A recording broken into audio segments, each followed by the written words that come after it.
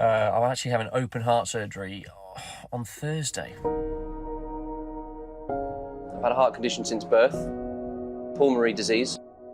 There's a lot of complicated operations when I was younger. I'd had 3 open heart surgeries by the time I was 18 months old. My interest in winter started at the end of last season, Brands Hatch GP. I was scheduled for open heart surgery 2 weeks after. Eventually we got it done on 19th of November. And that was the start of a very, very, very long winter. So I massively under-egged it, as I do with everything in my life. I thought it'd be a walk in the park, and yeah, it wasn't. But we're back on the grid for 2025. It was a difficult procedure. They had some complications through. I think it was scheduled for 8-9 hours, and it ran well over 10 in the end. What you can't see under there is like a metal rod, and that's how they get the drugs into the bottom of your heart. And then the recovery process is, they're very, very strict. You can't do anything for 12 weeks. Well, they say 16, but I adapted that to 12. And then you have to be very, very slow in the recovery process. Amongst all of this, you hadn't actually factored in the fact that your wife was having your second baby. No, that was an error. So our second child, Amaya, she came 3 days after I came out of the operation. So that was a problem because I couldn't drive, couldn't really walk, couldn't move, couldn't lift a baby, couldn't lift a kettle of water. So it was, it was a tough few weeks, but we got there in the end. Since the op, I've tried to publicise as much as I can to try and give it a little bit of awareness. Working with the British Heart Foundation now, we're in our very early stages of that as well, and that's a fantastic charity that's helped me all the way through my life and my parents. And I had a lovely pair of sisters come up to me at Brands. God, my voice is going, it's terrible, isn't it? Alexia and Alana. Alana's got a heart condition, pulmonary condition like I had. So yeah, to see her and to say that I'm inspiring and blah, blah, blah, it was a really touching moment, and I think probably for me, it made me change my mindset as to why I'm continuing to do what I do. You know, obviously we all want to win, but maybe my message is a little bit different now. The thing that's most important, I think probably would have helped my parents, was that actually you can go on to have a normal life. So I think for me, the message I like to portray is yes, you can go on to do great things, whether you've got serious conditions or minor conditions, but you've got to want to do it. You know, it's been a hard road for me. It's been a really, really long road. It's really important that I can show that actually with a serious condition such as mine, you can go on to have a great life. What are your thoughts on this year and looking ahead for the rest of the season? Yeah, this season's so far so good. We struggled at Brands, if I'm honest. We didn't really turn up at Brands, but Donington was a great first round, great opening round. We've got some good points on the board, which saved our skin at Brands a little bit. So we arrive here at Snetterton in P6. The plan is ultimately to challenge for the title. So I hope that can be it this year. I don't really care how that is put together. I'm not proud, you know, if I won this championship having won no more races than 2, I'd be happy. We're going to try and challenge for the title if we can, and if we can't, we'll support the team in any way that we can.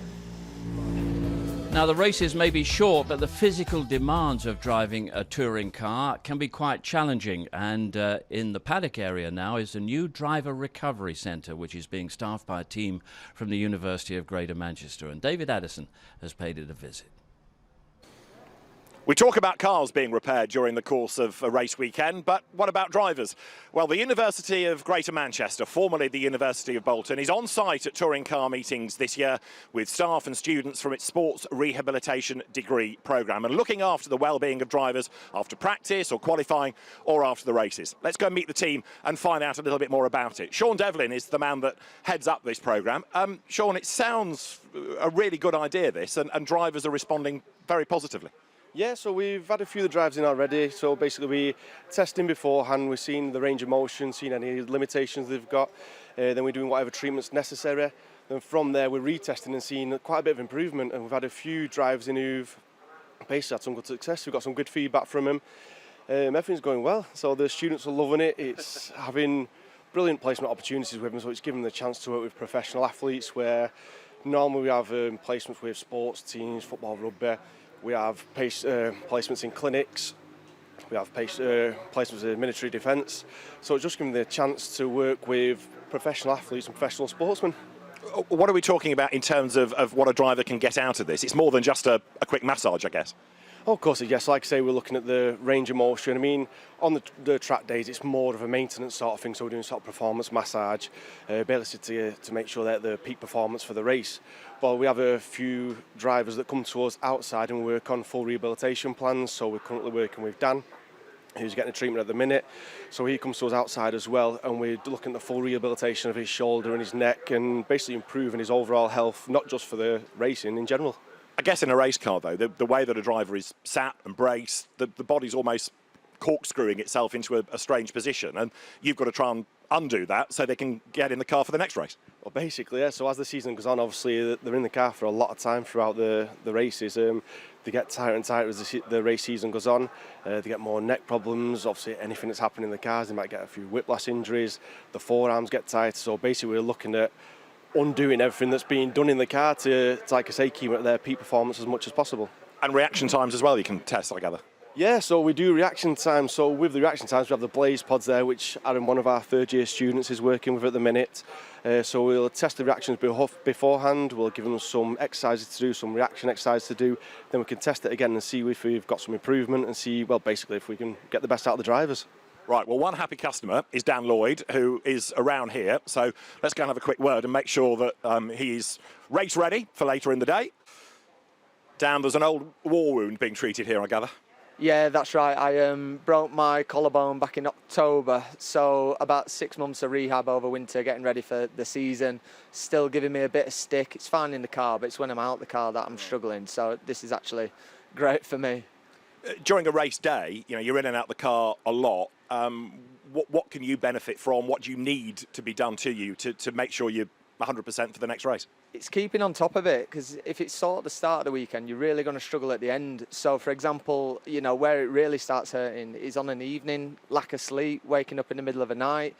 Then it affects your energy levels, concentration. So it's just like a vicious circle. So for me, I've struggled with my shoulders all my life with rotator cuff impingements. So this bit of treatment and advice and guidance of what to do, they're absolutely mega. And I went to visit Bolton University last week.